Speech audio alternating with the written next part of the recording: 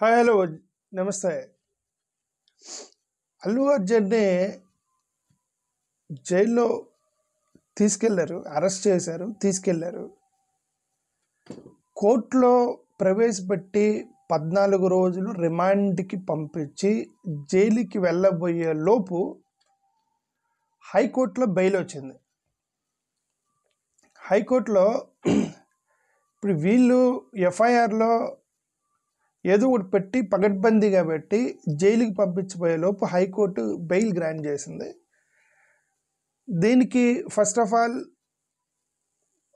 జగన్మోహన్ రెడ్డి గారికి సంబంధించినటువంటి లాయరు నిరంజన్ రెడ్డి ఎవరైతే ఉన్నారో, జగన్మోహన్ రెడ్డి గారి కేసులను ఆర్గ్యూ చేస్తున్నటువంటి లాయరు, జగన్మోహన్ రెడ్డి గారికి అత్యంత సన్నిహితుడు, మోరవర్ వైఎస్ఆర్సిపి పార్టీ తరపున రాజ్యసభ మెంబర్గా ఎన్నుకున్నటువంటి సీనియర్ అడ్వకేట్ నిరంజన్ రెడ్డి గారు ఇంటర్వెన్షన్తో నిరంజన్ రెడ్డి గారు అల్లు అర్జున్ గారి తరపున హైకోర్టులో దాన్ని సవాల్ చేసి బెయిల్ తీసుకురావడంతో అందరూ చాలా హ్యాపీగా ఉన్నారు. అంటే జగన్మోహన్ రెడ్డి గారి యొక్క ఆదేశాలతో కానీ జగన్మోహన్ రెడ్డి గారు కూడా మాట్లాడి ఉంటారు అడ్వకేట్తో అల్లు అర్జున్ కాపాడమని. ఎందుకంటే జగన్మోహన్ రెడ్డి గారు కూడా ట్వీట్ చేశారు ఇది అన్యాయం, ఇది ఎందుకంటే ఒక వ్యక్తిని అతనికి సంబంధం లేనటువంటి కేసులు అతను నిరికించి దాన్ని అరెస్ట్ చేయటం అనేది అది కరెక్ట్ కాదు. సరే ఏదో ఒక ఇంటెన్షన్తోనే జరిగినట్టుగా అనిపించింది. సరే ఏదైనా జగన్మోహన్ రెడ్డి గారు జగన్మోహన్ రెడ్డి గారు ఇంటర్వెన్షన్తోనే ఈ అల్లు అర్జున్ బయటపడ్డాడనేటువంటి చర్చ అందరి మధ్య జరుగుతుంది. ముఖ్యంగా వైఎస్ఆర్సిపి సోషల్ మీడియాలో అది ఎక్కువగా జరుగుతుంది. ఆ చర్చ అల్లు అర్జున్ కాపాడినటువంటి జగన్మోహన్ రెడ్డి గారు అనేటువంటి ట్యాగులతోటి తిరుగుతున్నాయి. సరే అది అబద్ధమేం కాదు, అది సత్యమే. ఎందుకంటే జగన్మోహన్ రెడ్డి గారి యొక్క స్నేహితుడు నిరంజన్ రెడ్డి గారు అడ్వకేట్గా ఆయన పొట్లాడి సో బెయిల్ తీసుకొని వచ్చేసారు. అయినప్పటికీ కూడా ఒకటి జరిగింది ఏంటంటే అల్లు అర్జున్ని నైట్ అక్కడే ఉంచారు జైల్లో. ఒక్కరోజన్నా అతన్ని జైల్లో ఉంచాలని పెట్టుకున్నట్టున్నారు. మరి హైకోర్టు బెయిల్ ఇవ్వగానే ఇమ్మీడియట్గా మరి అతన్ని పంపించాలి కదా. ఒక్కరోజు అయితే మరి అతను జైలు జీవితం గడిపాడు. మరి కదా ఇది అట్లీస్ట్ 1 డే అన్నా జైల్లో ఉంచాలనేటువంటి ఇక్కడ వెనక ఎవరో చక్కని తిప్పిన వాళ్ళు తిప్పినట్టున్నారు, వేశారు. ఓకే, నేను ఇంతకుముందే చెప్పినట్టుగా దీని మీద ఈవెన్ లక్ష్మీ పార్వతి గారు కూడా ప్రెస్ మీట్ పెట్టి అల్లు అర్జున్ అరెస్ట్ చేయడానికి కారణం చంద్రబాబు నాయుడు గారు అని చెప్పేసి చెప్పారు. నిన్న అంబటి రాంబాబు గారు అల్లు అర్జున్ని అరెస్ట్ చేయడానికి కారణం చంద్రబాబు నాయుడు గారే అని ఓకే అన్నటువంటి ఒక స్టేట్మెంట్లు వస్తున్నాయి. దీనికి ప్రధానమైన కారణం అంటే చంద్రబాబు నాయుడు గారి మీద ఎలిగేషన్ రావడానికి ప్రధానమైన కారణం ఏంటంటే వైఎస్ఆర్సీపీలు చేస్తున్నది, ఇక్కడ రైతు ఒక పెద్ద ఉద్యమం జరిగితే దీన్ని మొత్తాన్ని డైవర్ట్ చేయడానికి చేశారనేటువంటి వీళ్ళకి ఎలిగేషను. అది ఒకటి. 2, సినిమా ఇండస్ట్రీలో హైదరాబాద్లో ఉన్న సినిమా ఇండస్ట్రీని ఇప్పటికి కూడా తన కంట్రోల్లో ఉంచుకోగలిగినటువంటి కెపాసిటీ ఉన్నవాడు చంద్రబాబు నాయుడు గారు. అది 100%. అసలు ఈ సినిమా ఇండస్ట్రీ హైదరాబాద్లో ఉంది, ఇక్కడ లేదు. ఇప్పటికి కూడా సినిమా ఇండస్ట్రీని తన కెపాసిటీలోనే ఉంచుకోగలడు చంద్రబాబు నాయుడు గారు. అంటే అంత నెట్వర్క్ ఉంది cinema ఇండస్ట్రీతో.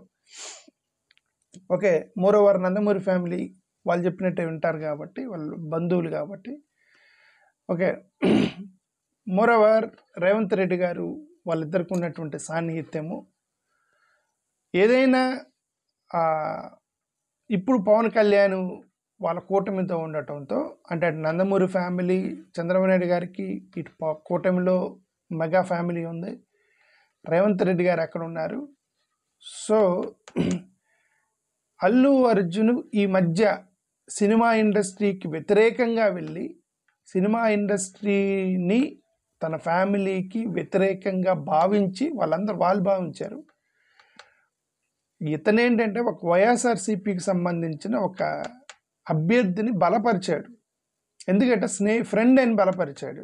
Moreover common friend to his wife wife తరపున బంధువుగా వెళ్ళి తను చేయటంతోనే ఈ గొడవంతా వాళ్ళకి వీళ్ళకి మనస్పర్ధలు, మిస్అండర్స్టాండింగ్స్ వచ్చేటువంటి రూమర్స్ వచ్చిన నేపథ్యంలో ఇదంతా జరగటంతో ఏదో కుట్ర ఉండే అవకాశం ఉందని సోషల్ మీడియాలో చర్చ జరుగుతుంది.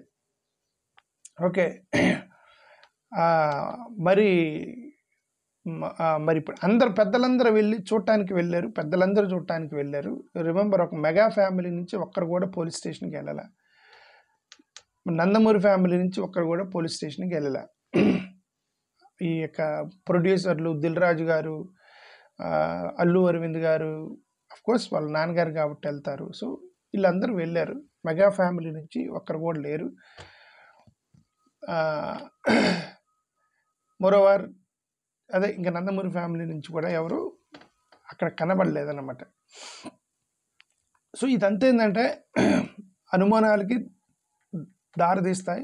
అఫ్కోర్స్ చిరంజీవి గారు వస్తానంటే పోలీసులు వద్దన్నారు అని చెప్పి పేపర్లో రాశారు. చిరంజీవి గారు పోలీస్ స్టేషన్కి వస్తానంటే మళ్ళీ మీరు వస్తే మళ్ళీ తొక్కిసలాట జరిగింది, మీరు రావద్దన్నారు అని ఇక్కడ ఒక పేపర్లో రాశారు. మరి అది ఎంతవరకు నిజమనేది మనకు తెలియదు. సరే, ఏదేమైనా అల్లు అర్జున్ని అడ్వకేటు కోర్టులో మాట్లాడినటువంటి విషయాలు ఏంటంటే, అడ్వకేట్ తను 2-3 ఆర్గ్యూ చేసింది ఏంటంటే, advocate Allu Aravind direct involvement, తను తొక్కిసలాట్లో చనిపోవటంతో అల్లు అరవింద్ డైరెక్ట్ ఇన్వాల్వ్మెంట్ ఏంటి అనేది ఎక్కువగా అడిగిన ప్రశ్న కోర్టులో. ప్రభుత్వ తరపున లాయర్ ఏమన్నాడంటే, ఇతనికి తెలిసి కూడా వచ్చాడు, అక్కడ తొక్కిసలాట జరిగిద్దని తెలిసి కూడా వచ్చాడు, కాబట్టి ఇతని పాత్ర ఉందని ఆర్గ్యూ చేయడానికి ప్రయత్నం చేశారు. మోరోవర్ మన అడ్వకేట్ అన్నది ఏంటంటే, సార్ జడ్జి అడిగింది ఏంటంటే, అల్లు అర్జున్ యొక్క ఇన్వాల్వ్మెంట్ అంటే అక్కడ తొక్కిసలాట జరుగుతుందని తెలిసి కూడా అని అంటున్నారు. అతనికి ఎలా తెలుసు అని అడిగారు ప్రశ్న. దానికి సమాధానం చెప్పలేకపోయారు. నేను వెళ్తే అక్కడ తొక్కిసలాట జరిగిద్ది, అక్కడ ఒక ఆమె చనిపోతుంది అనే విషయం అల్లు అర్జున్కి ముందే ఎలా తెలుసు అని అడిగాడు జడ్జి. దానికి వాళ్ళు సమాధానం చెప్పలేకపోయారు. ఆ ఒక్క ప్రశ్నతోనే అతనికి బెయిల్ వచ్చింది. వాళ్ళు దే ఫెయిల్ టు ప్రూవ్, ఆధారాలు చూపించలేకపోయారు.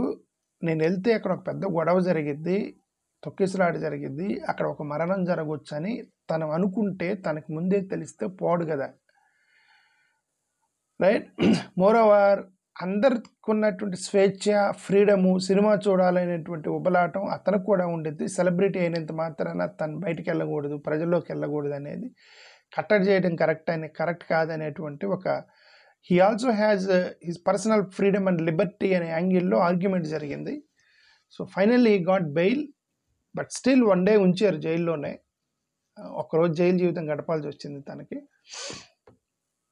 ఓకే, అండ్ వన్స్ అగైన్ అదే జగన్ గారి లాయర్ వల్ల అతనికి బెయిల్ వచ్చిందనేటువంటి చర్చ ఎక్కువగా జరుగుతుంది.